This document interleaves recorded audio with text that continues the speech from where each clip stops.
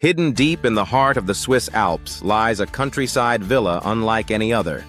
Stone paths wind through snow-kissed gardens, leading to a warm, beige chalet with floor-to-ceiling windows, where the woman who once shook the world of country music now writes her next chapters in silence. Why did Shania Twain trade the roar of Las Vegas for the hush of alpine mornings? Today, we step beyond the gates, through every room and memory, to uncover the fortune, music, and soul of a legend who found peace among the mountains. She was born Eileen Regina Edwards in the modest town of Windsor, Ontario, on an August day in 1965, long before the world would come to know her as Shania Twain, the undisputed queen of country pop. But there was nothing royal about her beginnings. After her parents split when she was just 2, her mother took her and her sisters to Timmins, a cold, working-class town in northern Ontario. There, life didn't wait for anyone, and it certainly didn't spare young Shania. Her stepfather, Jerry Twain, a proud Ojibwa man who adopted the girls as his own, worked tirelessly to provide, but money was always tight. Shania's earliest memories weren't of lullabies or bedtime stories, but of hunger, cold nights, and a silence in the fridge that echoed louder than any song. And yet, in the stillness, music found her. At just 8 years old, while most children were tucked safely into bed, Shania stood under bar lights, singing her heart out to drunken strangers. Midnight performances paid $20 Canadian, barely enough for groceries, but just enough to keep the lights on. It wasn't glamorous, it wasn't safe, but it was hers. She would later say, "I hated the bars, but I loved the music, and music always won." By 13, she was singing on the Tommy Hunter Show. In high school, she joined a local band called Long Shot, belting out top 40 hits with a voice that didn't quite belong to the frozen roads of Timmins. It belonged to something bigger. Then came the tragedy that would change everything. In 1987, her mother and stepfather were killed in a car accident. Shania was just 22. Dreams of stardom faded instantly. Her only priority now? Survival, for herself and for her siblings. She shelved her ambition and took a job singing at Deerhurst Resort in Ontario, performing for tourists while raising her younger brothers. It would take years before fate opened a window again. She never gave up. With relentless discipline, she recorded a demo that eventually caught the ear of Mercury Nashville Records. Months later, she signed her first record deal. She was finally stepping into the world she once only saw on television screens. Her 1993 debut album, Shania Twain, went mostly unnoticed in the US, but found surprising love in Europe. Then, lightning struck. Her 1995 follow-up, The Woman in Me, sold 4 million copies in its first year, and 12 million overall. Songs like You Win My Love and No One Needs to Know dominated the charts, and suddenly, Nashville couldn't get enough of the Canadian girl with the smoky voice and fearless lyrics. But that was just the beginning. In 1997, Come On Over exploded into music history, selling over 40 million copies worldwide. It became the best-selling country album ever, and the best-selling studio album by a female artist in any genre. Man, I feel like a woman. You're still the one. That don't impress me much. She didn't just write songs, she wrote anthems. The world watched in awe. But while her name lit up stadium marquees and Grammy stages, Shania was quietly grappling with the cost of fame. The endless spotlight, the expectations, the betrayal in her personal life, it all started to take its toll. By the late 2000s, she vanished. The world asked, where did she go? The answer wasn't in Nashville. It wasn't in LA or New York. It was somewhere higher, quieter, and colder. Switzerland. It was in the Alps, far from paparazzi and pressure, that Shania Twain rediscovered her breath. She built a new life in the shadows of the mountains, surrounded by forests, horses, and snow. She found healing, not in applause, but in stillness. And now, that very stillness, once a refuge, has become the stage of her real life. Let's step inside the secluded Swiss estate where Shania Twain writes not just lyrics, but peace into her everyday. Estate in Swiss. High above the clamor of the world, tucked into a private corner of the Swiss Alps, Shania Twain's estate doesn't just sit. It rests. As if it were always meant to be there. As if the land itself had been waiting for her. Here the air is thin but clean, crisp with pine and snow. The only sounds are wind brushing through fir trees and the occasional echo of hooves across the frozen ground. It's in this untouched silence that Shania built her sanctuary. Not a palace of excess, but of intention. Purchased for around $9 million, her Swiss property is more than a luxury retreat. It's a statement. A life lived on her terms. The approach begins through a winding private road, shaded by towering evergreens. The entrance? Understated. No gold gates, no ornate fountains. Just a classic wooden gate and a soft gravel path that opens into a scene straight from a winter fairy tale. At the center, a warm beige country-style villa, its large glass panels rising from floor to ceiling, blurring the line between indoors and the snowy slopes beyond. Every inch of the home whispers warmth. The living room features a rugged stone fireplace surrounded by plush, oversized sofas, perfect for curling up with a guitar and a cup of tea. Natural wood lines the walls and ceiling, echoing the forest just outside. The colors are calming.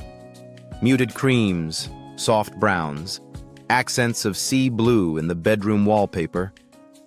A vintage clawfoot tub sits in a spa-like bathroom of soft beige marble, catching the sunlight through tall, frosted windows. There's a library tucked into a quiet corner, filled not only with books but with stories, some written, others yet to be sung. And just beyond the walls, her world expands. The estate sprawls across nearly 16 acres, 6.7 hectares, of meticulously managed land. 5 charming guest chalets and apartment-style cottages dot the property, perfect for visiting family or collaborators seeking inspiration. Then there's the indoor pool, long and glistening under rustic beams. A pool house, luxurious and earthy, sits nearby. And for an artist who's never lost touch with her country roots, the crown jewel may just be the equestrian facilities. 14 individual stables, lush paddocks, and housing for a full-time groom. Shania's love for horses isn't performative. It's daily, tactile, real. Everything here is designed not to impress, but to restore. The estate is a blend of elegance and humility, a paradox, just like Shania. She has said that writing music here feels different, more grounded, more present. You can almost picture her at the bay window, journal open, scribbling lyrics while snow drifts softly outside, or by the fire with a glass of Swiss wine, humming a melody no one else has heard yet. She once roared to the world, "Let's go, girls!" Now, in these quiet hills, her anthem has become softer, but no less powerful. This home is not a retreat from fame. It's a return to self. No cameras, no deadlines, just her breath, the mountains, and the time to feel again. But Shania's search for sanctuary didn't stop in Europe. Thousands of miles away, beneath the southern skies of New Zealand, another refuge awaited. One where mountain views met rustic luxury in a way that only she could design. Estate in New Zealand. Tucked into the rolling hills and majestic mountains of the South Island lies a hidden lodge, a place where time slows, firewood crackles in open hearths, and the scent of rain mixes with wild thyme on the breeze. This was no ordinary property. It was a labor of love. A shared vision between Shania and her then-husband, legendary music producer Robert "Mutt" Lang. Together, they didn't just build a home, they built an experience. Originally purchased for $14 million, the lodge was designed with intention, to feel like a cottage, but live like a five-star escape. The layout is simple, just 4 suites, each perfectly tailored for 2 guests. But the luxury is in the details. Each suite features a king-sized bed, an ensuite bathroom, and windows so large they seem to erase the boundary between inside and out. From the comfort of their rooms, guests can sip wine while gazing out at the jagged peaks of the surrounding mountains, some dusted in snow, others glowing gold under the southern sun. The walls are made of exposed stone and thick wooden beams, grounding the space in rustic charm. Inside, the palette is quiet, neutral tones, soft lighting, and textures that invite you to run your fingers across them. Every corner of the lodge whispers comfort, from the oversized couches in the common living area to the open fireplace where laughter and red wine often linger long into the night. And then there's the kitchen. A full-sized farmhouse-style kitchen, equipped to serve everything from breakfast spreads to gourmet dinners, shares its space with a communal dining area, perfect for storytelling, shared meals, and the kind of human connection that cities often forget. At its heart, the lodge wasn't just a luxury project. It was a deeply personal escape. A chapter in Shania's life where creativity flowed, far from flashing lights and red carpets. This was a place to be anonymous, a place to remember who she was before the world gave her a crown. Though she no longer lives there, the property remains a symbol of her connection to nature, simplicity, and the kind of understated beauty that doesn't beg to be noticed, but lingers in memory. And yet, whether she's riding horses in Switzerland or watching stars fall over Lake Wanaka, one thing remains constant in Shania Twain's world: movement. She's a traveler of landscapes and emotions, and when it comes to life on the road, her vehicles say just as much about her spirit as her lyrics do. So what does the Queen of Country drive when she's not on stage but on the move? Let's open the garage and take a look at the rides that carry Shania, through valleys, across continents, and straight into her next great adventure. Cars, Cadillac Escalade, the Road King. It's bold, it's black, and it rides like royalty. The Cadillac Escalade, with its V8 engine and luxurious leather interior, has long been Shania's go-to for touring across North America. It's the vehicle she chooses when she wants comfort, presence, and control, all wrapped into one polished frame. On long drives between shows, the Escalade becomes her moving sanctuary. A place where the windows blur the world outside and the road hums like a background melody. Friends have described it as a cabin on wheels, with its premium sound system, heated seats, and enough space for guitars, boots, and memories. Dodge Ram 2500, the workhorse. This isn't just a truck, it's a memory. The Dodge Ram 2500, equipped with a Cummins turbo diesel engine, isn't flashy, but it's fierce. It reminds her of the forests in northern Ontario, where she once hauled trees and supplies through mud and snow. She once said, "I like things that last, that fight back, that keep going when the weather turns cold." That's exactly what the Ram does. Whether towing horse trailers in Switzerland or navigating back roads during rural retreats, the Ram isn't just a vehicle, it's a nod to the grit that shaped her. Toyota RAV4, the Alpine companion. Simple, reliable, quiet. The Toyota RAV4 isn't the kind of car you expect in a celebrity collection, and that's exactly why it fits. In Switzerland, where the roads wind tightly and snowfall is routine, Shania leans on her RAV4 for everyday life. Grocery runs, morning yoga, drives to the stables. It's compact but dependable, modest yet quietly capable, much like the woman behind the wheel. There's no chauffeur here, just Shania, sunglasses on, windows down, navigating her own route, just as she always has. They aren't status symbols. They're tools of freedom, and they're driven by a woman who knows exactly where she's going, because she's built every mile herself. But what do these quiet roads and peaceful estates say about the fortune behind the music? Let's take a closer look at the wealth Shania Twain has built, not just in dollars, but in decisions. It all started with a demo tape she couldn't afford to finish. Today, Shania Twain's net worth is estimated at $400 million. But here's the twist. Despite her financial empire, Shania isn't known for flashing diamonds or sitting front row at Fashion Week. Her wealth shows up in quiet elegance, in horses well-fed, in musicians well-paid, in causes close to her heart, quietly funded. She doesn't shout her success. She lets it live. And perhaps that's the most remarkable part of her fortune, how she uses it. Because behind every dollar is a deeper story, one that leads not to a vault, but to a classroom, a food bank, a child with a chance. Let's step into Shania's most personal mission, giving back, philanthropy. Before the diamonds, before the private jets and platinum records, there was a little girl going to school hungry. Shania Twain has never forgotten her beginnings, the gnawing emptiness in her stomach, the stress of unpaid bills, the silence at dinner because there simply wasn't one. That kind of hardship doesn't just fade with fame, it fuels a mission. And so, with the same passion she once poured into lyrics, Shania poured into purpose. In 2010, she launched Shania Kids Can, a foundation created to support underprivileged children struggling emotionally, socially, and academically. For her, it wasn't a publicity stunt. It was personal. "I know what it's like to be the kid who doesn't fit in," she once said. "To not have lunch, or a winter coat, or anyone to talk to. Shania Kids Can steps in where school systems fall short, offering after-school programs, emotional support, music education, mentorship, and basic necessities.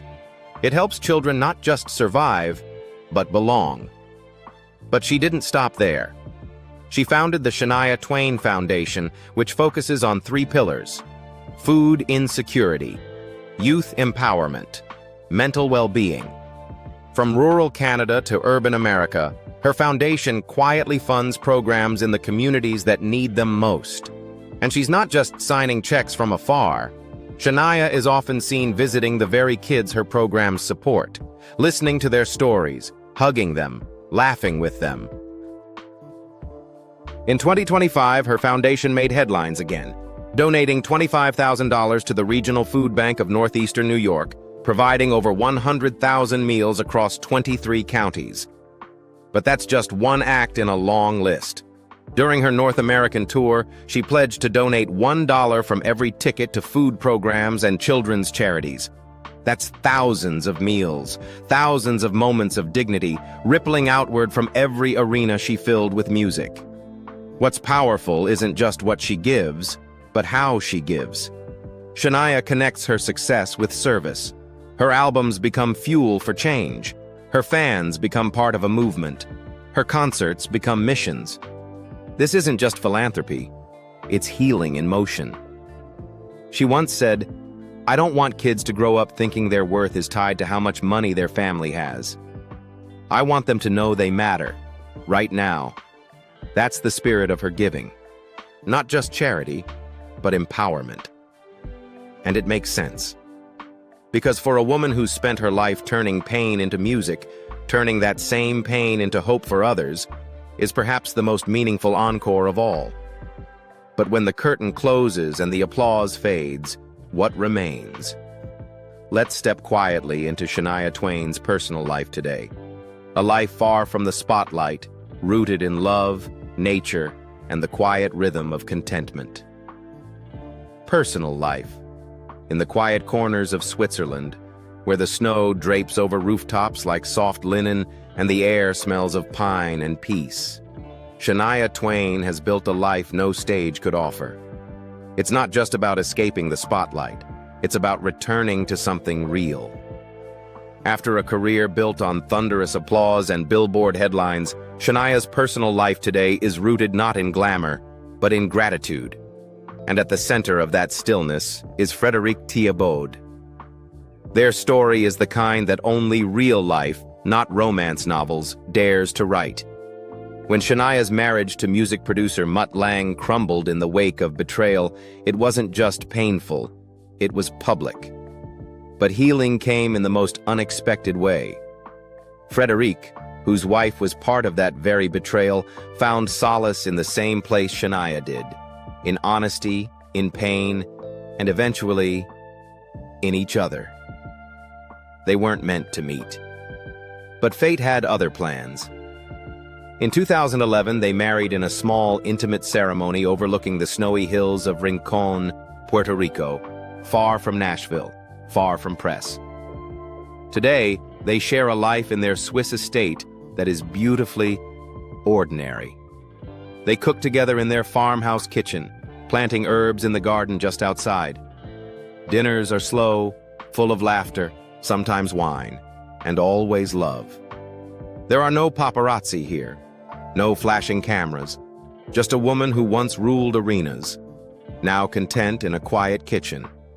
She still travels, yes, still writes, still records, still performs on her own terms. But the rhythm has changed. It's no longer driven by pressure, it's paced by joy. She takes time to hike, to ride, to write songs beneath skylights while snow falls, to spend evenings in front of the fire with Frederic, sometimes in silence, sometimes dancing barefoot to vinyl records, and she's never stopped growing. Shania recently explored new wellness practices, cold plunges, breath work, plant-based cooking. Not because it's trendy, but because it connects her more deeply to the now. She says serenity is something you have to choose, not wait for. Her son, Aya, now an adult, visits often. They share music, ideas, long conversations. He's inherited not just her talent, but her humility. What's most remarkable, though, isn't what she owns or what she's accomplished. It's how fully she lives. Shania Twain today is a woman in full bloom, not chasing anything, not proving anything, just being. No glitter, no headlines, just faith, love, and the endless serenity of snow-covered hills. And maybe that's the true legacy of Shania Twain, not just the music or the millions, but the message, that even after the highest highs and lowest lows, peace is possible. All you have to do is go find it. From global superstardom to quiet mountain mornings, Shania Twain has shown us that the richest life isn't always the loudest, it's the one lived with meaning. If her story moved you, inspired you, or simply made you pause, don't forget to like, subscribe, and share this journey with someone who needs a little more music, serenity, and strength in their day.